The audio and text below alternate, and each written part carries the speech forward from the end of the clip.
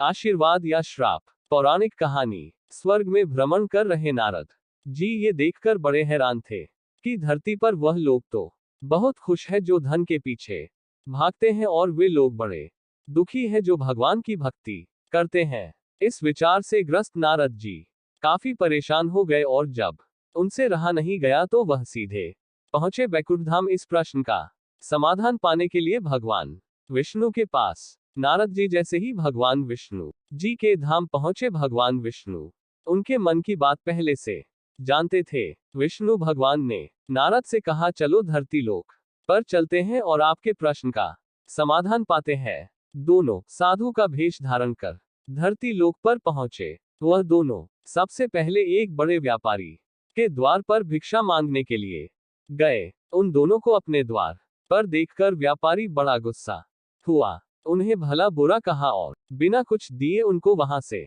जाने के लिए कहा। जाते जाते साधु के रूप में भगवान विष्णु ने उसे आशीर्वाद दिया कि तुम्हें और भी ज्यादा धन मिले। नारद जी को यह देखकर बड़ा आश्चर्य हुआ, लेकिन वह कुछ नहीं बोले और भगवान विष्णु के साथ चलते रहे। थोड़ी देर बाद वह एक बूढ़ी माँ की कुटिया पर पहुंचे। वह गरीब बूढ़ी एक छोटी सी कुटिया में रहती थी। उसके यहाँ जाकर जब दोनों साधुओं ने भिक्षा मांगी तो बूढ़ी माँ बोली, मेरे पास तो आप लोगों को देने के लिए ज्यादा कुछ है नहीं, लेकिन हाँ मेरे पास एक गाय है जो दूध देती है। अगर आप चाहो तो मैं उस गाय का दूध दोह कर लाती हूँ। आप दोनों के लिए उसे पीकर अपनी भूख शांत कर सकते। साधुओं के हाँ कहने पर बूढ़ी माँ ने दोनों के लिए दूध का इंतजाम कर दिया। खुश होकर साधु के भेष में विष्णु भगवान ने जब बूढ़ी से कहा कि बताओ तुम्हें क्या चाहिए, तो बूढ़ी माँ ने कहा कि मुझे कुछ भी नहीं चाहिए, बस आप आशीर्वाद दीजिए, मेरे लिए इतना काफी है। आशीर्वाद देकर दोनों साधु वहां से जाने लगे। तब जाते जाते विष्णु भगवान ने बूढ़ी माँ से कहा कि तुम्हारी गाय कुछ दिनों में मरने वाली है। वहां से थोड़ा आगे जाने पर नारद जी बड़े परेशान हो गए और विष्णु भगवान से बोले, ये कैसा न्याय है भगवान आपका, जिस व्यापारी ने हमारा इतना अपमान किया, हमें गालियां दी, आपने उसे और ज्यादा धन पाने का आशीर्वाद दिया, और इस बूढ़ी माँ को जिसने हमारी इतनी सेवा की, हमारे लिए दूध की व्यवस्था की, उसे आप कहते हैं कि उसकी गाय जो कि उसके जीवन का आखिरी सहारा है वह भी मर जाएगी, ऐसा क्यों?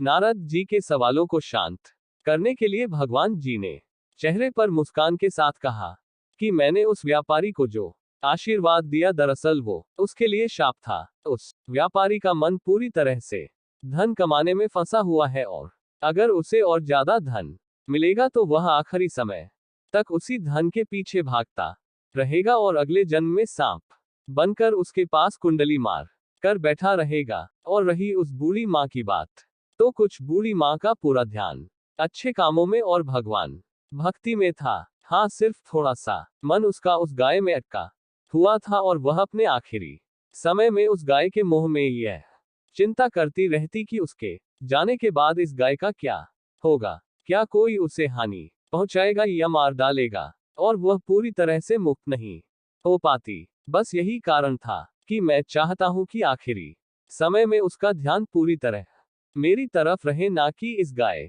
की तरफ। भगवान विष्णु के समझाने के बाद और इस पूरी घटना के बाद नारद जी का मन पूरी तरह से शांत हो गया और वह खुशी खुशी स्वर्ग लोक लौट गए। दोस्तों, छोटी सी ये कहानी हमें कहती है कि हमें अपना जीवन अच्छे कामों में समर्पित करना चाहिए, ताकि अंत के समय में भी हम अच्छे कामों के बारे में सोचे और भगवान के बारे में सोचे और इस जन्म मरण के 11 बंधन से मुक्त हो सके।